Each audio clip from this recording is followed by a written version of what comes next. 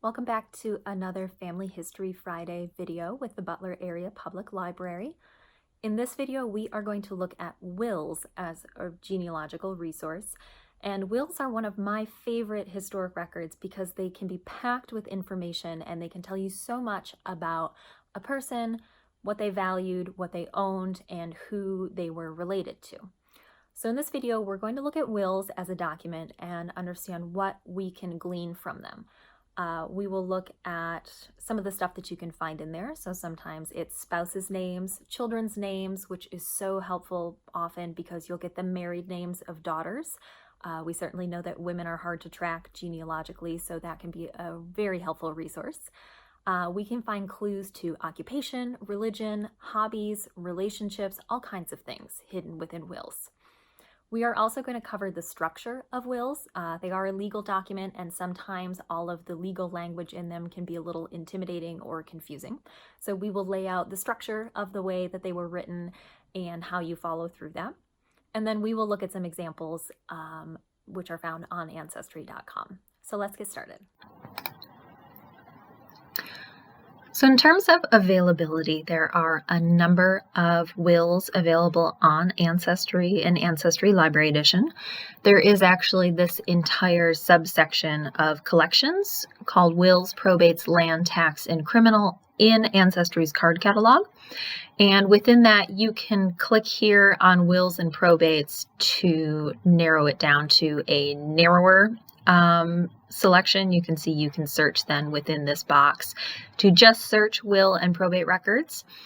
If I go back, there is also state-specific or country-specific will and probate collections. Here we can see the search page for Pennsylvania's records. Now you will note this says that the date range is 1683 through 1993. Now that is the extent of the dates for all counties in Pennsylvania. The dates are going to change depending on the location. Obviously, those counties on the East Coast that were part of the original colonies in the Philadelphia area are what are going to include these very, very early dates. More generally speaking, you will see them at least into the 19th century, and you'll want to be mindful of the existence time frame for the county that you are researching. So for those of us doing research in Western PA, and for our library patrons specific to Butler County, those will and probate records will start in 1800, which was the date that Butler County was created out of Allegheny County. So just be mindful that although the date range may seem pretty significant, there may be limitations to specific geographic locations within those dates.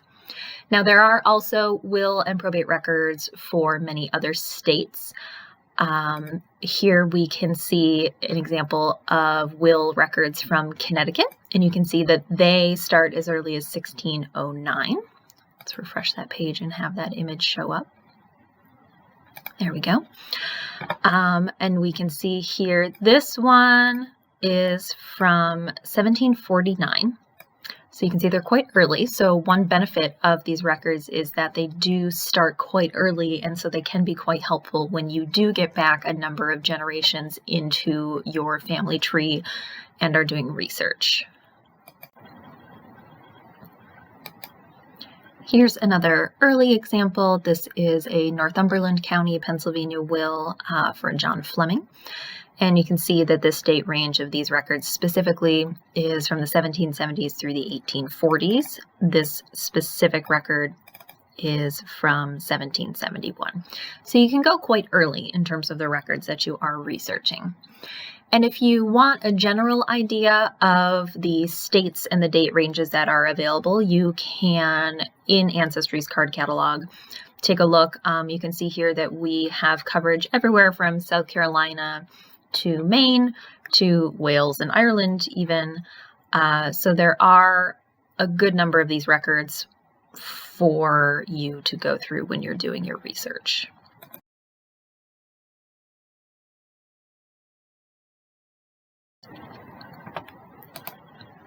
One thing that you will want to be aware of when you are doing research with will documents is that the format is important, and often you may even find two copies of the same document that look slightly different.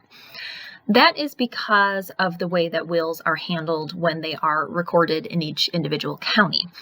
When someone writes a will, they write that up, and then that document, once it is probated after the person is deceased, a copy is recorded in will books in the Register of Wills office in those specific counties. So that is why you will often find records that look like this. You can see that this is microfilm of a bound ledger book of records. And you can see here that they tend to flow into one another. So here, the will of James Moore, and this one does specify that it is the copy, starts here and continues onto the top of the next page, and then right below it, we see the will of A.M. McCandless start. The handwriting is the same because these are all being written, duplicated by the Register of Wills for Butler County. This is not the handwriting of A.M. McCandless or James Moore. But here, we have a second copy of a will for A.M. McCandless, and this one we can see is written on notebook paper. This is the original will that A.M. McCandless wrote, which was then copied by the Register of Wills here. So that's why you sometimes are going to find two copies that look slightly different, although they have the same text. And so you just want to be aware that there are duplicates recorded in will books and originals sometimes available. Here's a second example where this is the 1850s will of James Shields. And this here on the left-hand side is the duplicate copy recorded with the Register of Wills office. So it's the same will, it's the same text. It's just the original copy versus the duplicate copied out by the Recorder of Wills. In my experience looking at Western Pennsylvania, Pennsylvania more broadly, and other states' will records that are available online via Ancestry, it's much more likely that you are going to come across these will book duplicates where you see the bound volumes of copied wills rather than the original documents themselves. I think it's just more typical of the way that the records themselves were microfilmed, and so then that is what is available to you.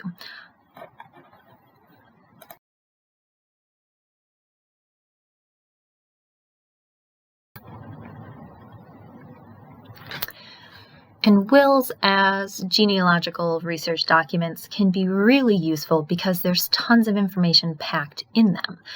Some of the things that we might be able to find by reading a will are the names of spouses and children, especially the names of married women, which can be so difficult to find sometimes. We can find clues as to occupations or personal interests. We may find clues to religion. We can find clues or specific information about the date or time frame of the date of death for a person, and we can find other information about relationships.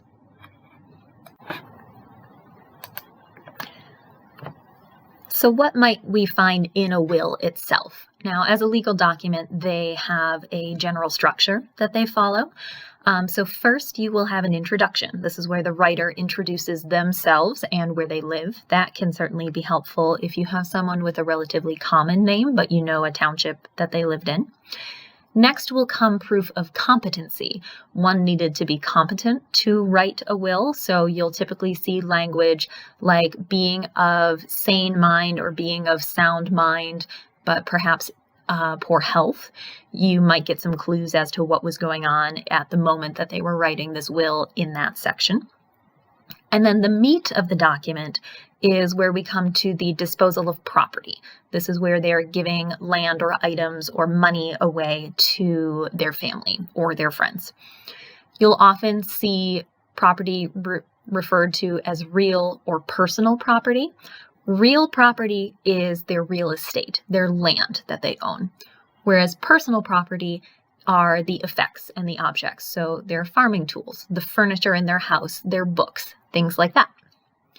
Then executors are appointed. The executors are the people who are directed to show up at the Register of Wills office, show up in court, and make sure that the paperwork is filed and that the directives in this will are executed.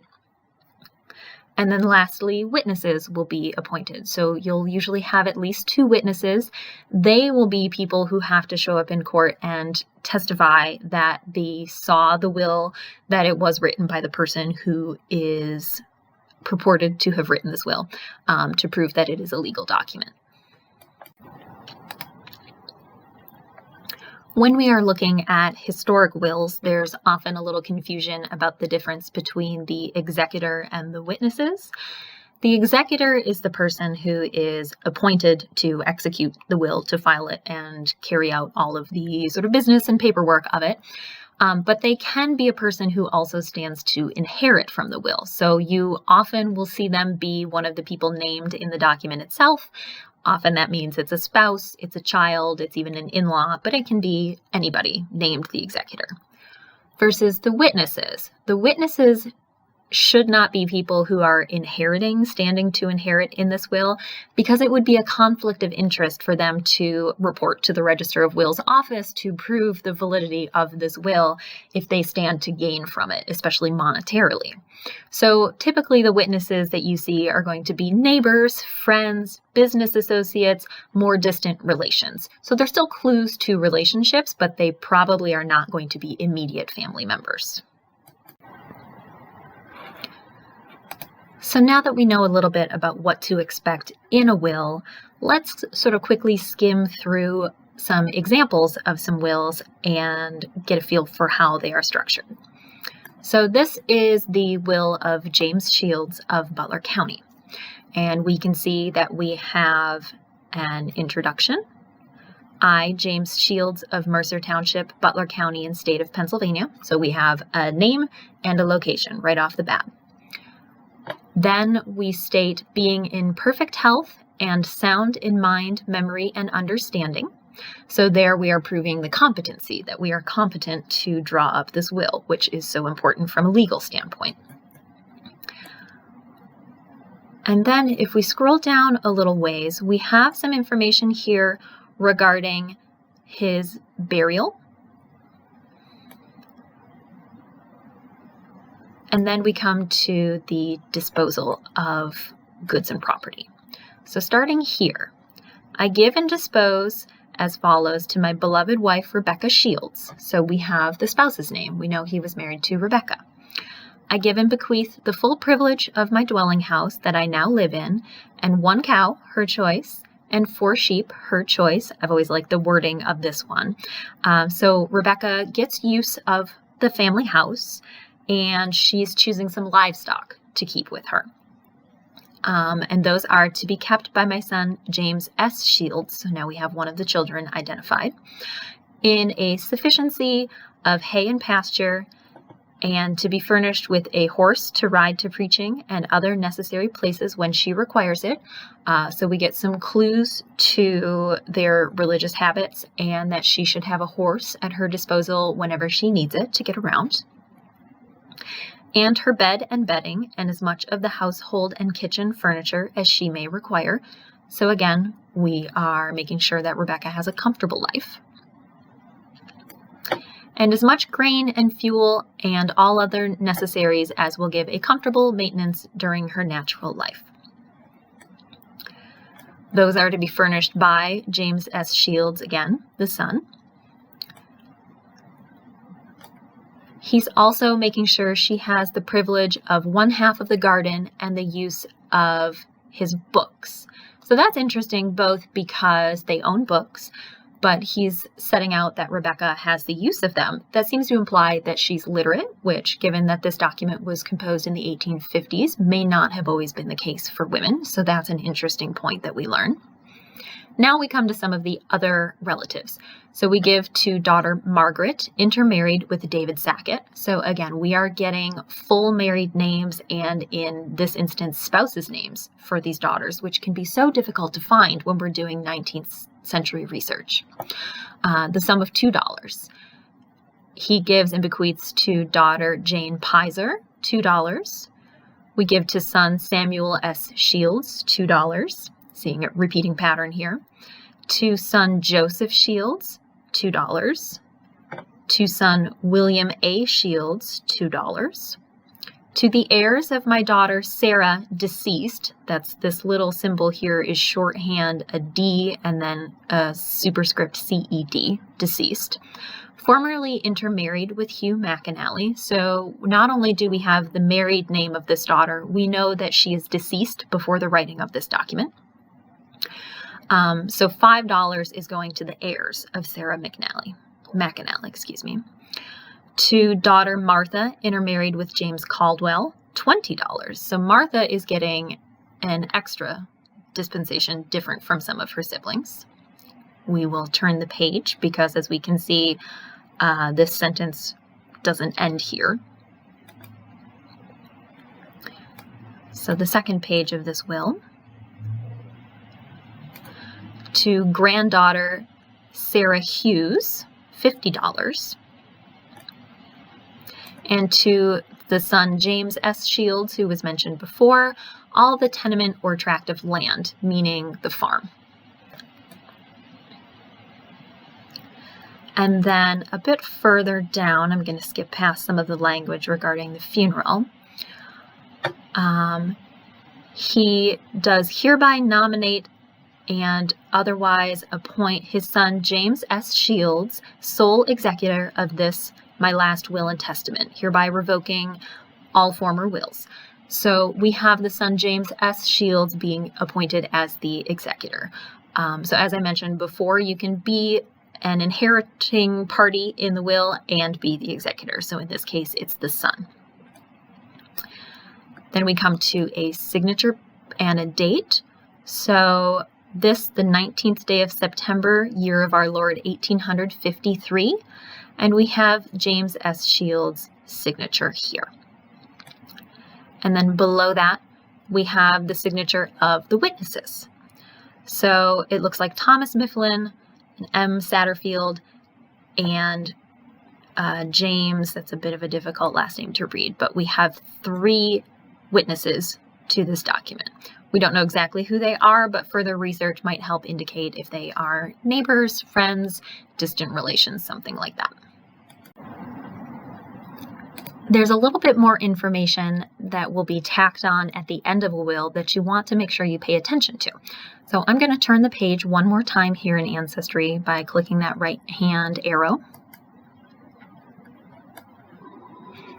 And here we get some information from the witnesses and the registrar's office after the will was recorded. So this first paragraph that we have Thomas Mifflin and James Barkis. We can see that the signatures down here are a little clearer than the ones on the original will itself, so we're able to make that name out. Say that they were present with James Shields, deceased, so this is happening after James Shields has passed away, that they said and heard the said testator sign, seal, publish, and declare the foregoing instrument. So they saw him declare, publish, write this will, and that it is the will that he wrote. And at the time of doing so, he was of sound and disposing mind and memory. So again, they are confirming that this is a legal document and that he was of sound mind when he wrote it. They appeared in court and did this on the 18th day of June, 1855. So we do have a little bit of time between when the will was written in 1853 and when they appeared in court in 1855. That helps us narrow down the time period of James Shields' death. A little further down, we get one more note. This is regarding when the will was actually recorded in the Office for Registering of Wills in Butler County. And again, this was happening on the 18th day of June, 1855. Let's look at a second example. This is the will of A.M. McCandless. So again, we have our introduction. In the name of God, amen. I, A.M. McCandless of Center Township, Butler County, Pennsylvania, yeoman, so he's a farmer. In perfect health and memory, do make and publish this my last will and testament. So here we have his introduction. We know who he is, we know where he lives, and we know that he is in sound memory. He's competent to write this will. Next, we have that he commands his soul into the hands of God, my creator, and that he's going to be interred according to the rites of the Presbyterian Church. This tells us a lot. It tells us that he's clearly a very religious person and that he was of the Presbyterian faith. That might help us look for some church records if they exist, or definitely narrow down any cemeteries that he could have been buried in if they're Presbyterian affiliated. So here next, in the next paragraph, we come to the wife. So I give, devise, and bequeath to my beloved wife, Keziah McCandless, all my property, real and personal, during her natural lifetime. So everything initially is going to go to his wife. Then we get some information here about the farm itself. Now this one is unusual. I haven't seen a lot of wills that lay out the exact acreage and neighbors. So this is a unique will because it basically has the language of a deed in it, but we can see that it is 80 acres more or less, and then it says bounded by M. Eagle on the north, John McCandless on the east, James Rose on the south, and Isaac McClung on the west. So that's interesting, and it immediately tells us who their neighbors are. That piece of land he is giving to his grandchildren, the children of his son Loyal McCandless. Then we have a daughter. He gives to the daughter Keziah Albert. Again, there's a married name, $500.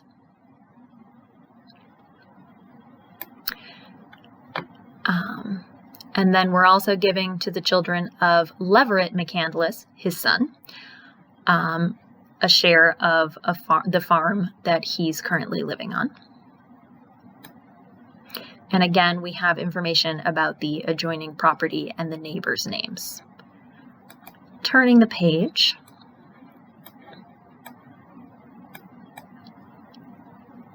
We have a daughter, Margaret A. Thompson, getting 20 acres of land.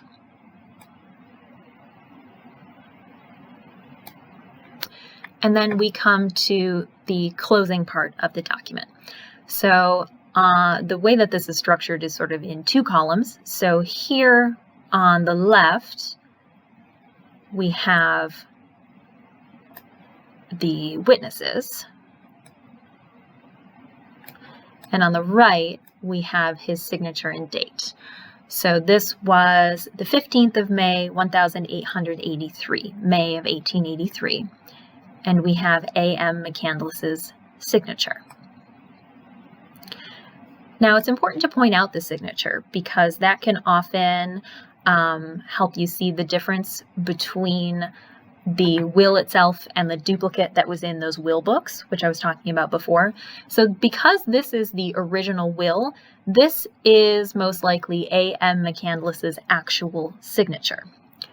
Whereas if we look at, this is the copy that's recorded in the will books of Butler County, split onto 2 pages.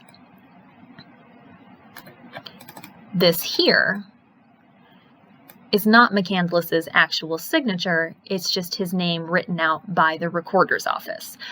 So do be mindful of that when you are looking at signatures. And let's be mindful again of looking at not just the date that the will was written, but the date it was recorded. So again, A.M. McCandless wrote this will and signed it on the 15th of May, 1883. But when we look below at the note from the recorder's office, when it was filed in the Recorder of Wills office in Book J, page 353, it was recorded on the 28th of December, 1888. So there's about a 5-year gap between when McCandless wrote this document and when he actually passed away, and then his executors and witnesses appeared at the recorder's office.